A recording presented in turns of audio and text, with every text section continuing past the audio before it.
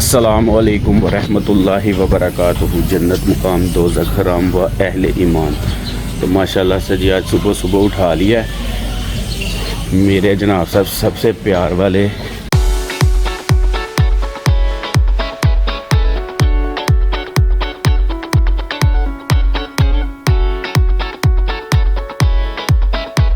भतीजे ने जनाब साद साहब ने जनाब साहब आज जाना था कहीं दोस्त की साथ। तो जी कहते हैं जी चाचू आज चलें जी हमारे साथ। तो फिर जनाब आज इनको लेके जा रहे हैं। कहता नज़दीक ही जाना है पर मैनू लगता नहीं कि इन्हें नज़दीक जाना है क्योंकि जिन्ना है बन संवर के निकलिया था ना यदी हालत जी ना कोई ख़तरनाक ही लग रही है मैनू। खैर चलें फिर भी चलते हैं। बिस्मिल्लाह तवक्कल तो अल्लाह वला हौला वला कुव्वत इल्ला बिल्लाहिल अलीयुल अज़ीम। लो जी कहते हैं बच्चे मन के सच्चे होते हैं लेकिन साढ़े बच्चे तो यकीन मनो पूछो ही कुछ ना। सवेरे सवेरे मैंने उठाया इन्हें दसिया भी कुछ नहीं है ते जनाब साहब गड्डी कड्डो चाचू जाना है एमरजेंसी जाना है। ते हुण नवां कट्टा खोल छड़िया सो जनाब साहब दोस्त दे भाई दी शादी है ते जाना है।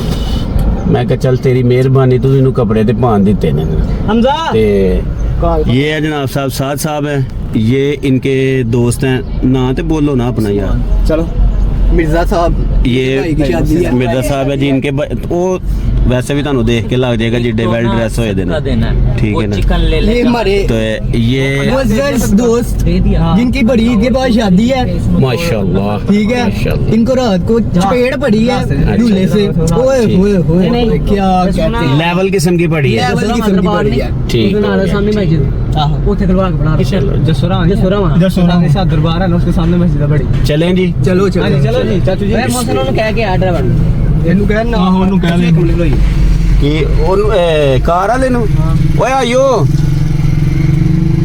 ਇਹਦਾ ਨੰਬਰ ਲੈ ਆਵੋ ਬਸ ਯਾਰ ਝੂਠ ਦੀ ਕਰਾਈ ਮੈਂ ਹਿਸਾਬ ਲਾਇਆ ਇਹਦਾ। ਓਏ ਹੋਏ ਗਰਮੀ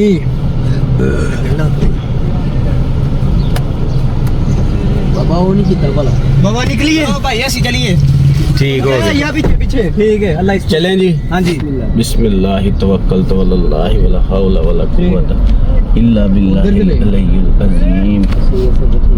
एक मिनट भाई एक मिनट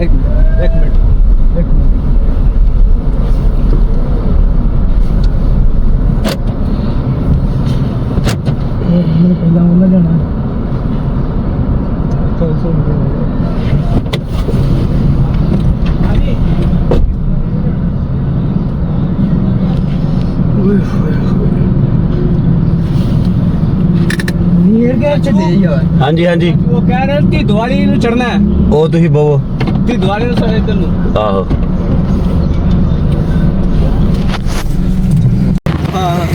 लो जी रास्ते में खड़े हुए हैं जी। वैसे दूल्हा जरा ना फर्ज नमाज़ां पढ़े या ना पढ़े लेकिन ब्याह वाले दिन ना उन्हें जनाब साहब मस्जिद विच 2 नफल ज़रूर अदा करने होंदे ने। तो जी ये रास्ते में खड़े हुए हैं जनाब। इधर जो है ना वो दूल्हा साहब जो है वो 2 रकत नफल तौबा के पढ़ने के लिए गए हैं कि अगों पता नहीं की होना है तो की नहीं होना। अज ही जरा ना को अल्लाह तौबा कर ले जाए एंजॉय कर रहे हैं। चाचू एक मिनट हो रही है इसने एक गाल नहीं कटनी नहीं ना गाल भी चो साइलेंट कर लेनी बाकी शुगल मेला ला लो। अच्छा चुप कर गए हो बोलो यार उन कुछ बोल भाई तू कर सकना गल तू बैठा है आगे ठीक है उसने इन्हें मुक्का मारया ठीक है साडा हक मारदा ना मार नहीं तेरा गाला बंदा यार मार जाते ने कई बेटे चवलिया फुफड़ लगदा यार मुनी ओए चुप कर जा तू ओए तू चुप कर जा मैनू अगे दे इधर आ गुला तू चुप कर जा ਇਹਦਾ ਕੀ ਕਸੂਰ ਹੈ चाचू ने मेरे रात दा धार थोड़ी छड़े मार के इस बात यार ए वे लो धार मेरे ते पा रहे हैं ਡੇਗੀ ਹੋਣਾ ਹੈ ਤੇ ਉਧਾਰ ਮੈਂ ਤੇਰੇ ਮੂੰਹ ਨੇ ਛੱਡਣੀ ਮੈਂ ਤੈਨੂੰ ਫੜਾ ਕੇ ਗਿਆ ਮੈਂ ਮੇਰੇ ਥੋੜੀ ਗਿਆ ਯਾਰ ਜ਼ਿਆਦਤੀ ਨਹੀਂ ਕਰਨੀ ਮੁੰਨੀ ਮੇਰੇ ਕੀ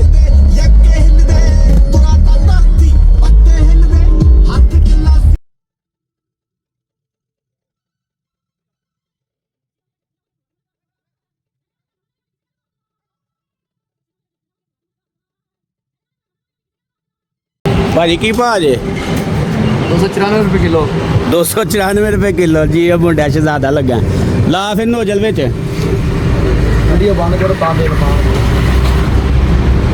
यार वो जी वीडियो नहीं है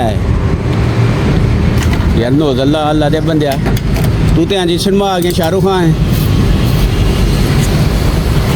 जीरो नहीं किया मीटर की हो गया वीडियो देख लिया उधर किया नहीं मैं ਤੁਹਾਡੇ ਵੱਲ ਬਣਾ ਲਿਆ ਕਿਹੜੇ ਜਗ੍ਹਾ ਦੇ ਹੋ गुजरात दे क्या बात है।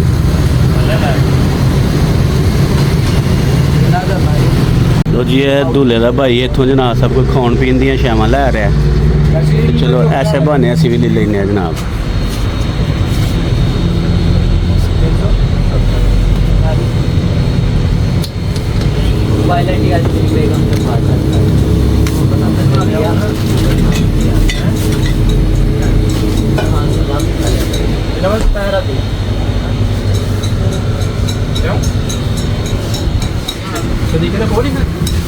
चलिए सर एक बार भी कैन सर किन्ने दी बार भी कैन 400 रुपए ते सर ब्रीवा किन्ने दी है ब्रीवा वो लगी थी सर बोतल ब्रीवा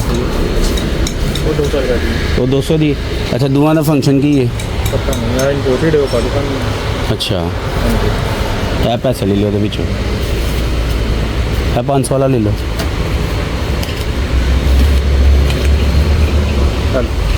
अच्छा इंपोर्टेड है पाकिस्तानी है वैसे दोवें जौवां का पानी होंगे ने ठीक हो गया जी। की नाम भाई का रखना है रखना है ठीक हो गया। बाकी भाई ने पूछा तो भाई आंदे ने मेरा नाम हजर रखना है। लो जी फालिए से आगे हम पहुंच चुके हैं। तो यहाँ से जनाब गन्ने का जूस पीना जी।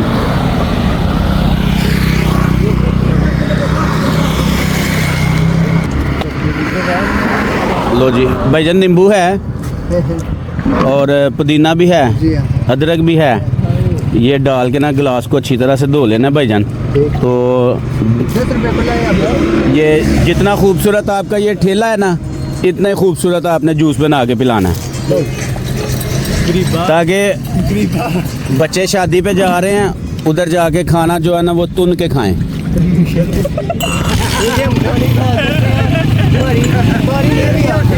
क्योंकि ये सुबह से जनाब साहब लेके निकले हुए हैं तो रास्ते में इन्होंने नाश्ता करवाना था हमें तो लेकिन वो होटल अभी ज़ेरे तमीर है तो अब डिसाइड किया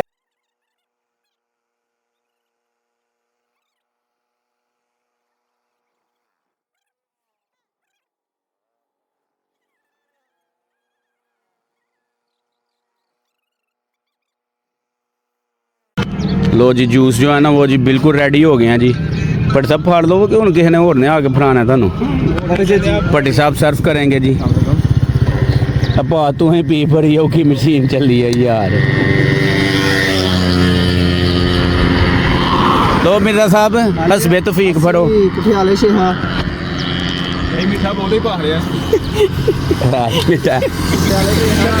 खान भाई क्या नाम है आपका? नौशेरवान जी पहली दफ़ा हमने नाम सुना जी आपका। अच्छे वाला ना ये यार पैक भी करा दियो बरातियां पिया देंगे यार उन्हें का रोटी रहने दो सब कुछ खा लिया हूं। ज़बरदस्त खान भाई बहुत मज़े का बनाया आपने यकीन करें बिल्कुल जो है ना ये फ्रेश गन्ने का लग रहा है ज़बरदस्त। वो छोटे भी हैं और ये सारे जो है ना एक ही बेल्ट है तो माशाल्लाह से बड़े फ़नी हैं काफ़ी फ़न कर रहे हैं आप सब तरफ से। सफ़र तो काफ़ी लंबा था लेकिन बड़ा अच्छा गुजरा सफ़र।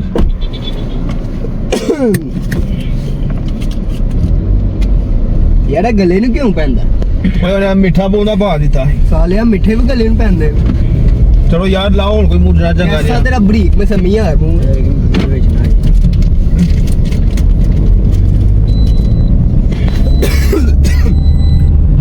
लो जी फाइनली जो है ना वो मंडी बहावलदीन पहुंच गए हम तो जनाब दूल्हा साहब की गाड़ी जो है ना वो पीछों में रह गई है, तो आ गए हैं जनाब साहब दूल्हा साहब। यो हैं।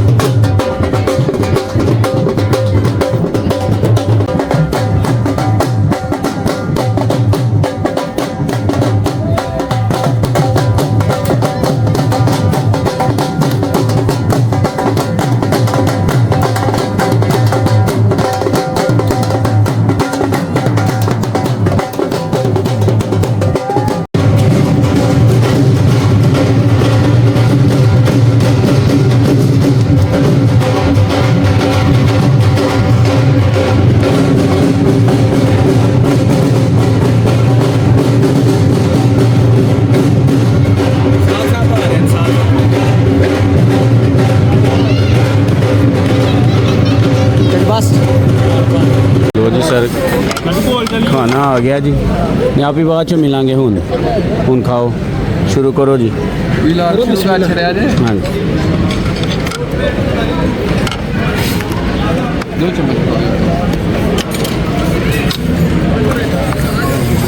उन्हें भी ताले ला के बंद किया। बोलो भट्ट साहब।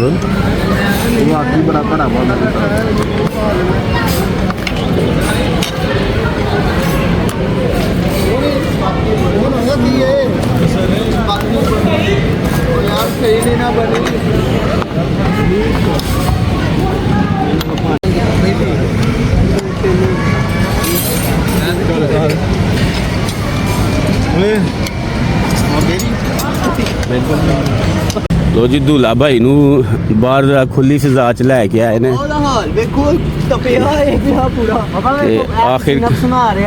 आखिरकार जीपां आ गई कचहरियों खाली ते सजना नू कैद बोल गई। हाँ जी भट्ट साहब, देखो ना अंदर पसीना बहुत आ रहा से ठीक है, नहीं खुली हवा च लेके आए हैं। हाँ बिल्कुल मोड चेंज होए थोड़ा। ये पसीना जवानी नाल आ रहा है या घबराहट नाल आ रहा है? घबराहट हो रही है ना, अंदर उन्हें एसी बंद कर देते ने। मैं कहा रोटी छेती खान। अच्छी रास्ते में हम बैठे हैं चाय महल के, तो सब दोस्त कह रहे थे, छोटे भतीजे भी कह रहे थे कि चाचू जी यहाँ से जो है ना वो चाय पीनी है। यहाँ पे जनाब बैठे हैं चाय पीने के लिए। तो माशाल्लाह। अस्सलाम वालेकुम बाबा जी, क्या हाल है? ठीक हो ना? पूछो। तो जनाब माहौल काफ़ी अच्छा बनाया हुआ है इन्होंने ना सब, बत्तियाँ बुत्तियाँ भी बाबा लाई दी इन्होंने जनाब साहब माशाल्लाह। हल्की आवाज़ वाले तमाशबीन बैठे हुए भट्टी साहब ने जी। ते ये अपना तारफ आप ही ने, ते ये साद पता ही थानू। ते जनाब चाय हूँ देखो माहौल तो बड़ा अच्छा है, जो हूँ चाय आएगी फिर पता लगेगा कि की सीन है। तो यकीन माने जितना खूबसूरत चाय जाता है उससे 4 से 5 गुना खूबसूरत जो है ना इनकी चाय है।